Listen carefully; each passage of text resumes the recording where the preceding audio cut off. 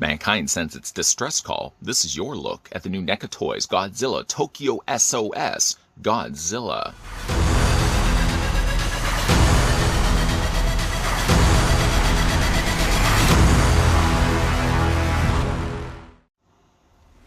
Godzilla awakens at the bottom of the sea 1 year after surviving a vicious battle against NECA Godzilla. Now bearing an enormous scar from the battle, Godzilla makes landfall again.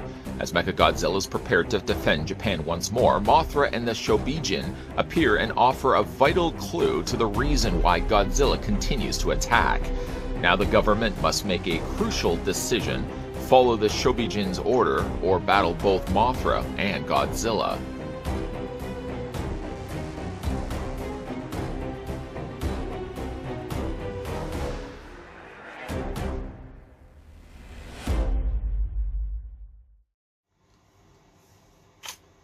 Been a while, I feel, since we've had a look at a Godzilla release from NECA Toys, and Godzilla then comes back in a big way.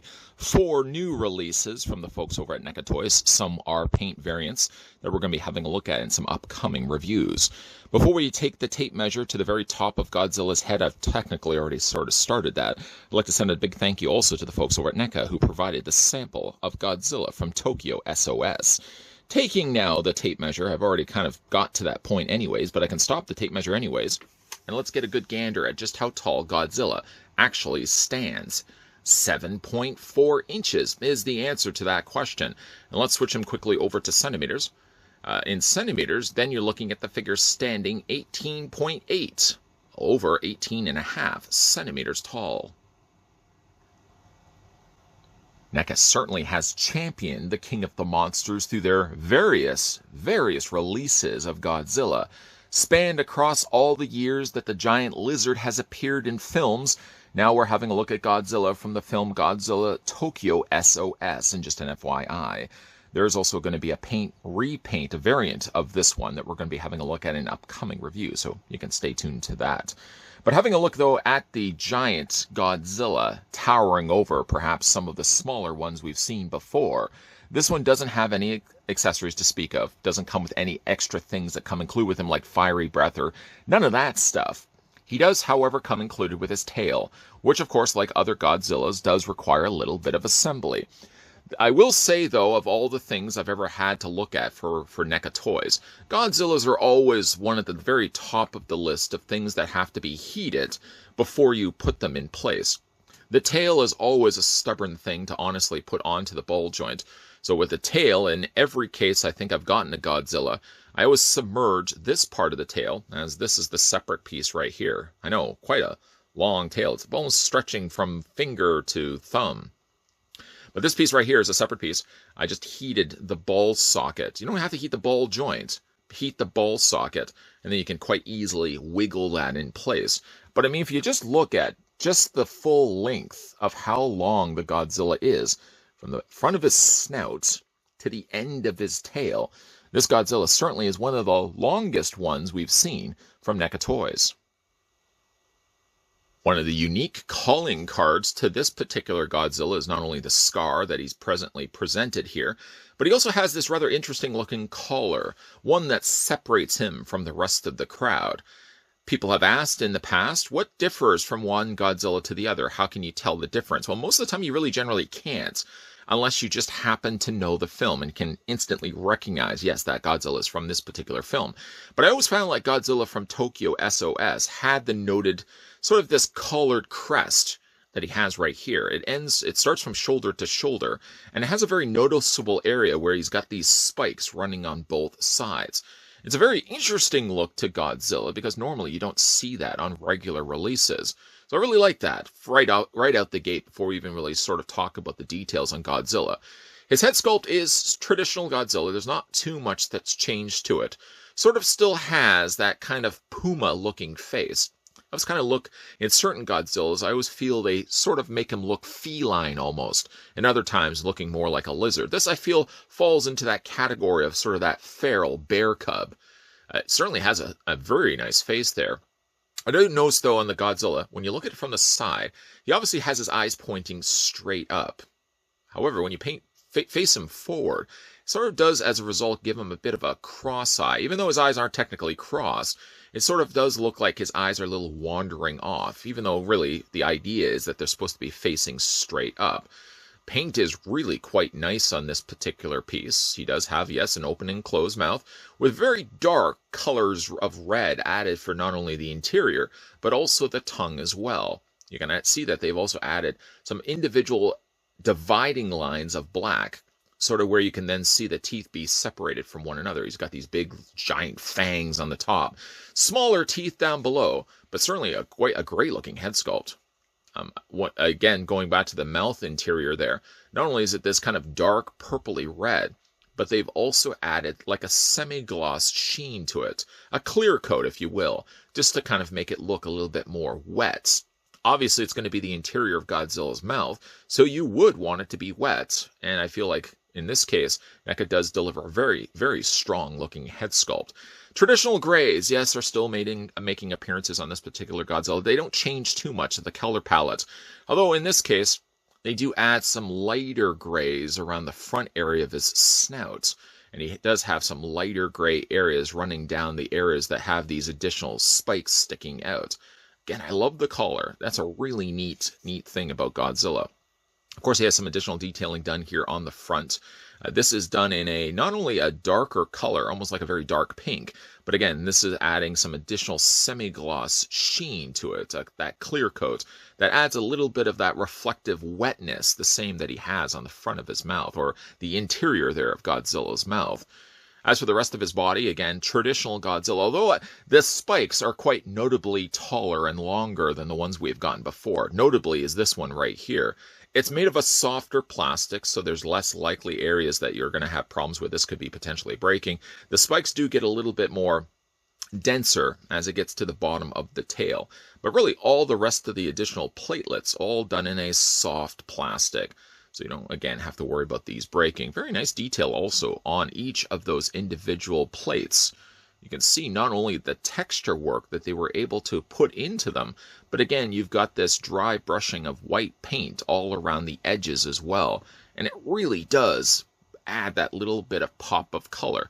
When you're looking at so much gray on Godzilla, any little bit of color that you get on the figure is certainly rewarding. And I have to say, like the plates, not only from the front, but running all the way down to the end of the tail, they've painted them right to the very last piece, almost like right there actually is where the rest of the white paint finishes. And it's just that a little bit of extra white that breaks up again the overall color scheme of what would normally be an all-gray Godzilla. Something else about this particular design of Godzilla is the fact that his torso isn't very chunky. Instances we've certainly seen in the past, Godzilla sports maybe perhaps a bit of a beer gut. I don't know how much beer he would have to be consuming to get such the gut that he does, but this one is a much more leaner, meaner looking Godzilla. As you can certainly see, like his torso is very narrow right here. It looks like he's built just of solid muscle. Some additional dark gray has been added there to the sections of his leg as well. He's got some dark areas, sort of a nice color combination of what would normally be this dark gray color, and then they've dry brushed over top of it a lighter beige gray. It kind of from a distance looks a little bit like tree bark. Again, it looks great from head to tail. Even like to the end of the tail, they always finish off these pieces. So you don't ever get to a point where it stops the tail, where they decide they're not going to paint it any bit further, and then the rest of the tail is just unfinished plastic. No, in this case, they start at the top, right at the top where it should start, and it continues the color scheme all the way to the very end of Godzilla's tail. Looking at his feet, it's still traditional. I mean, in the sense that he has very large-looking feet. He does have peg holes on the undersides as well.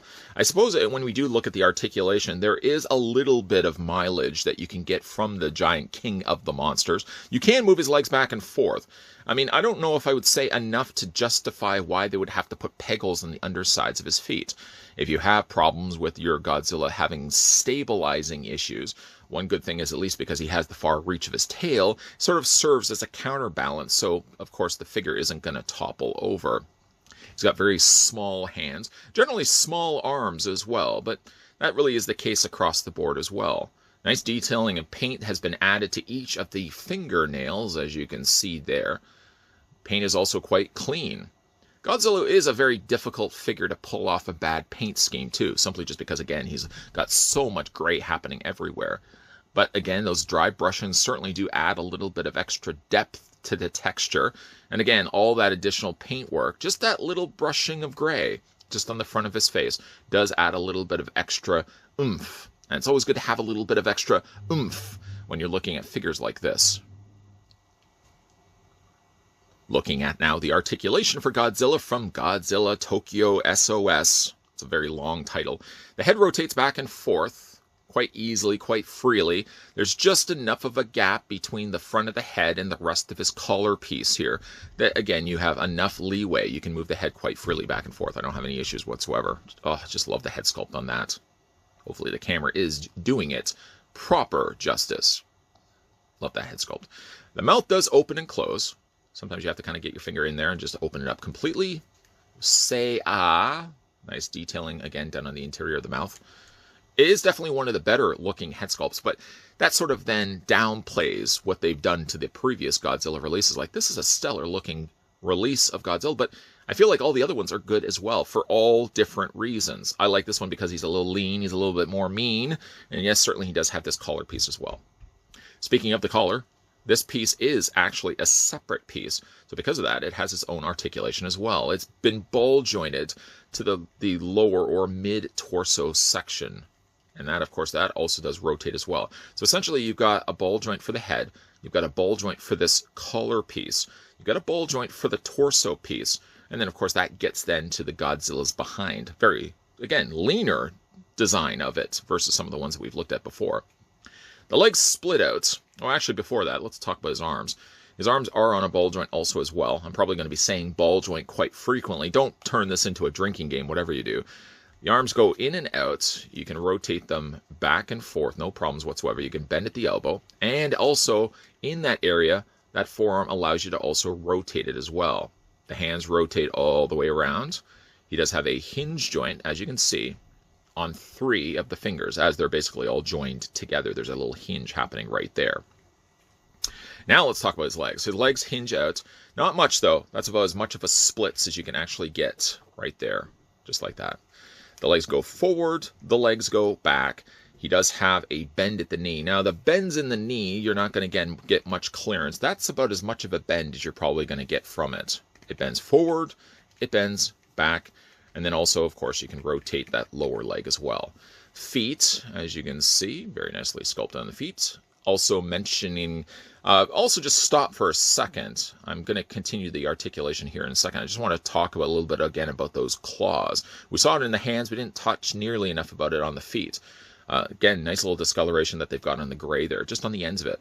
So the actual claws don't go right to the areas where they attach to the toes. There's just that little bit of additional gray, just that tarnishing that they've added to the very ends of it. That's a nice touch. Really like that. I don't know why I had to feel the need to stop it right there, but I wanted just to point that out. Feet rotate all the way around. They go up and down, and of course there's an ankle pivot as well. Then, of course, we can discuss his tail. There's a lot of sectional pieces going on here. So you got a ball joint here. You don't have one here. This is basically just a continuation. Then you've got one here. You've got one right here. If everybody's keeping tally of this. There's one there. There's one there. There's one there. And there's one there. And there's one there. And there's one there. And actually, the one on the end does have a wire tail. So you can actually bend and manipulate it if you want to. Generally, again, these are consistent with the ones that we've gotten before. They always add a whole lot of these little sectional joints in the tail. So when it comes to posing Godzilla, again, you can bend the tail if you want to. You can have it sweeping forward if you want to as well. But overall, again, that's a solid looking Godzilla. The hardest part always when it comes to looking at these pieces, and you probably know I'm a big fan of Godzilla myself, is like pinpointing my favorite of the batch. Again, all of them bring different things to the table. This particular one brings like a real mean, lean looking Godzilla with the noted collar that, again, makes me feel he generally stands out from the crowd. He doesn't look like some of the other Godzillas that we've seen before, and yet there's still enough familiarity with this one that he still feels very much like the ones that we've seen in the other films as well. NECA has certainly released enough Godzilla over the years that I could easily say you could pinpoint the one that you like the most from your favorite Godzilla film. I sort of have favorites on my list of ones I like the most, but I think most people that collect Godzilla figures are the ones that would collect all of them from their various different films.